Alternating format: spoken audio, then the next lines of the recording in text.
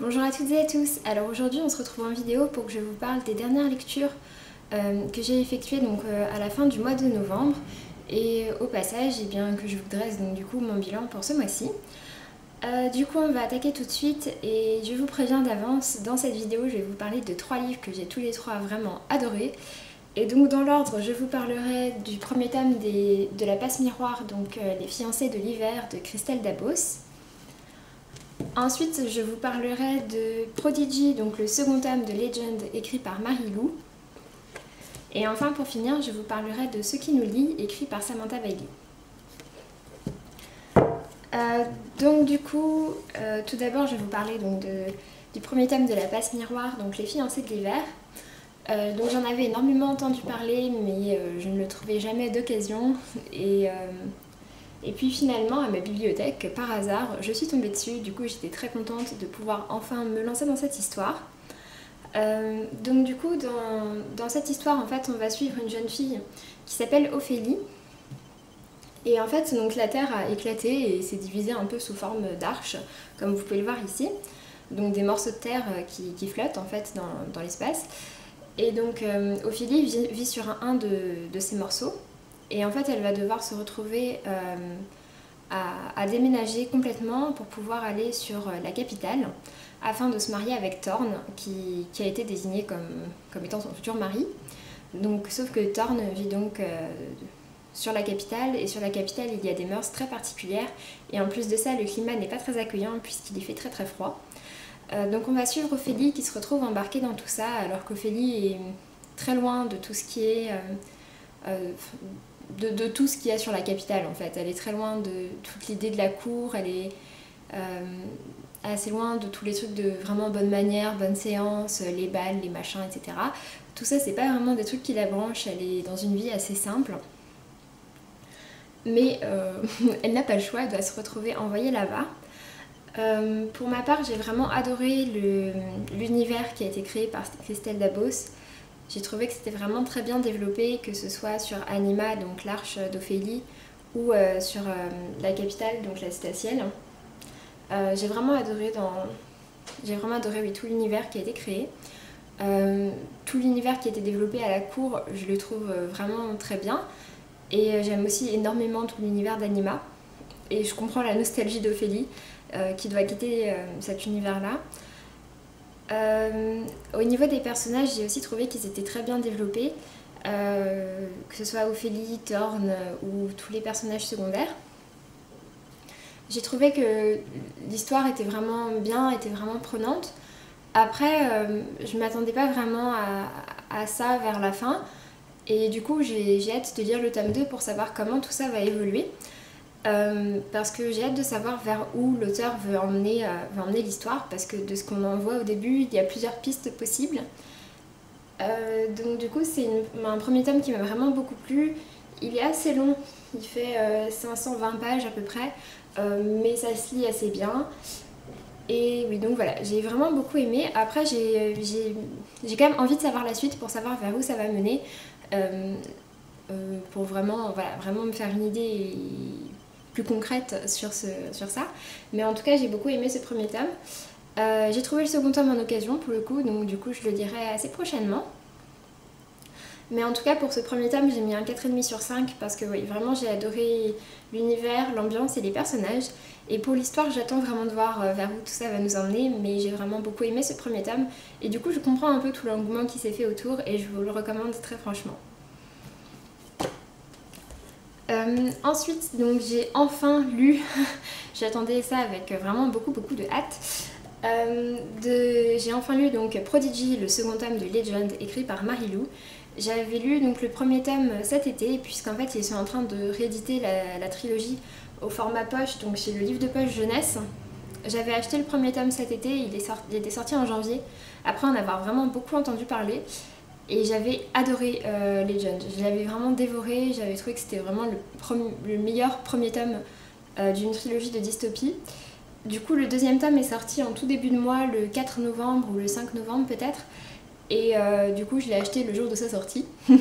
Mais je l'ai lu qu'à la fin du mois parce que j'avais d'autres choses à lire avant.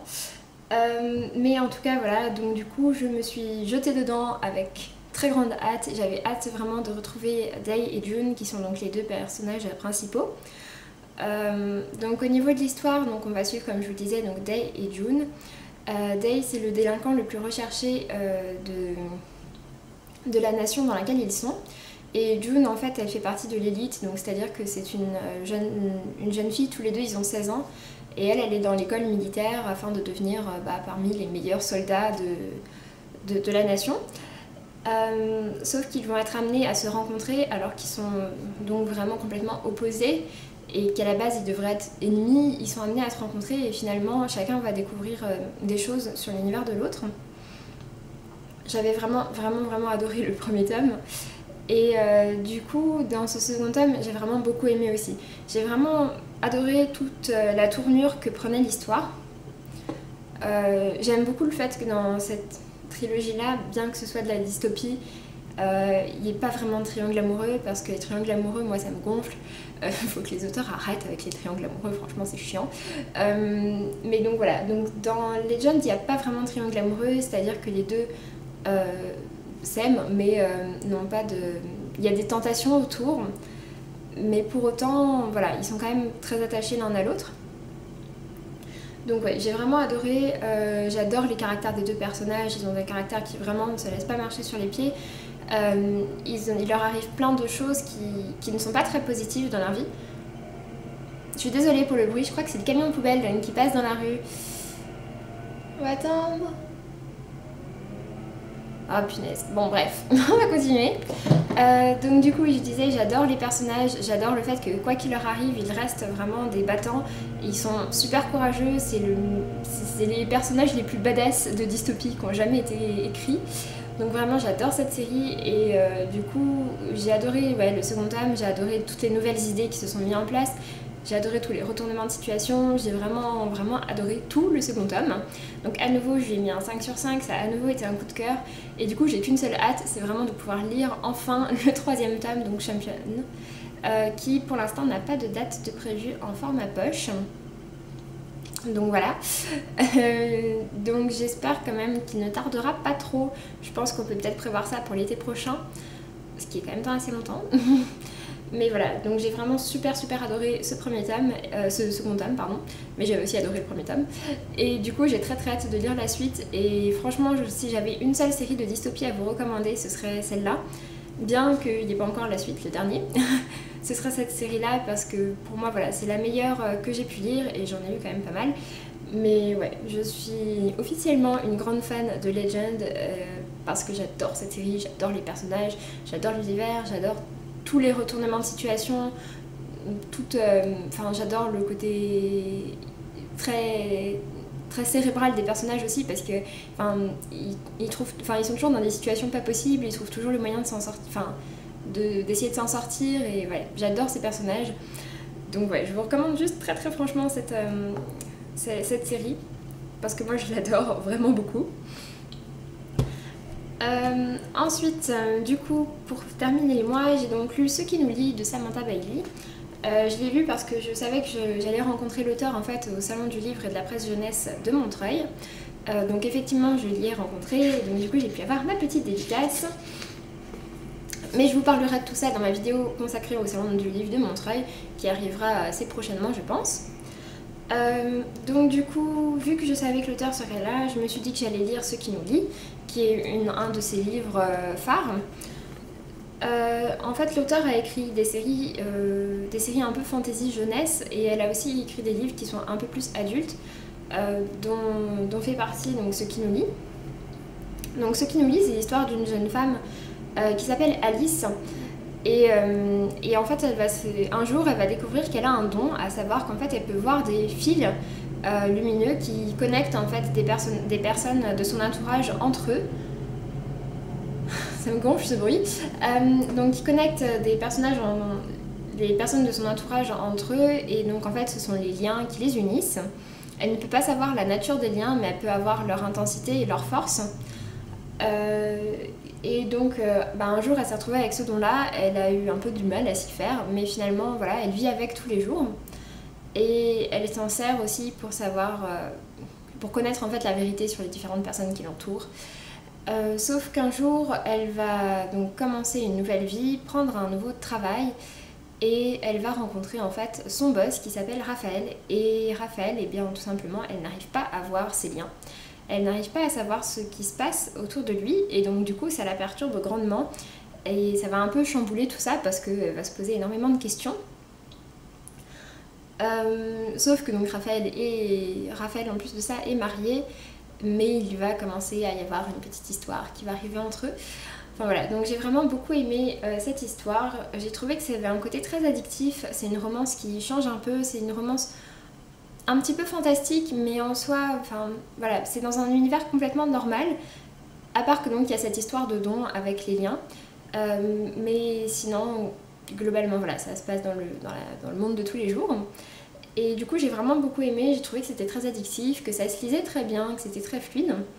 Et j'ai trouvé que l'histoire était assez touchante aussi. J'ai trouvé que tout était bien traité, que l'histoire était bien menée et qu'il y avait une bonne évolution dans l'histoire. J'ai trouvé que la fin était assez surprenante, mais elle m'a bien plu aussi. Donc voilà, j'ai vraiment bien aimé ce livre et donc du coup je vous le recommande. Pour ma part, j'ai très hâte de lire d'autres livres de Samantha Bailey. Je sais pas si... peut-être donc Nos âmes jumelles, qui est son livre young adulte, mais pas fantastique non plus, mais qui marche très bien. Ou sinon peut-être ces séries plus jeunesse fantastique, comme Oraison par exemple. Donc voilà, pour ma part c'était mon premier livre de l'auteur, mais j'ai vraiment beaucoup aimé et en plus de ça, pour avoir rencontré l'auteur, je l'ai trouvée vraiment très gentille, très douce et très sympathique. Elle a été vraiment très ouverte et elle parlait avec tout le monde sur son stand de dédicace, donc j'ai vraiment beaucoup aimé le personnage. Donc voilà. Du coup sur ce, j'en ai fini, donc voilà les livres que j'ai lus au cours du mois de novembre. Donc au total en fait j'ai lu 10 livres avec 3987 pages, donc presque 4000 pages. Du coup au niveau de mes lectures, ceux que j'ai préférés, celles que j'ai vraiment préférées, ça a été donc Prodigy et Eleanor and Park, mais j'ai vraiment méga adoré aussi ouais, La gueule du loup, j'ai trouvé que c'était incroyable. J'ai aussi beaucoup aimé donc Les fiancés de l'hiver, le deuxième tome d'Enclave et aussi beaucoup aimé le second tome de À la croisée des mondes. Au bilan en fait j'ai vraiment adoré la plupart de mes lectures, j'ai mis au moins un 4 sur 5 à tous les livres que j'ai lus au cours du mois de novembre. Il n'y a que le second tome des histoires secrètes, donc là c'est les tomes compagnons de la sélection auquel j'ai mis un 3 sur 5 parce que voilà, c'est vraiment le livre que j'ai le moins aimé, mais il faut dire aussi que j'ai vraiment beaucoup aimé tout le reste de ce que j'ai lu au cours du mois. Du coup sur ce, je vous laisse, j'en ai fini. Je vous tournerai très bientôt ma vidéo sur le salon du livre et de la presse jeunesse de Montreuil avec ma vidéo bilan, avec les auteurs que j'ai pu rencontrer, tous les youtubeurs que j'ai pu rencontrer et puis aussi eh bien, je vous mettrai donc toutes les photos. Sur ce, je vous dis donc à très bientôt pour cette vidéo là et puis d'ici là portez-vous bien, passez de bonnes lectures et puis à très bientôt, salut!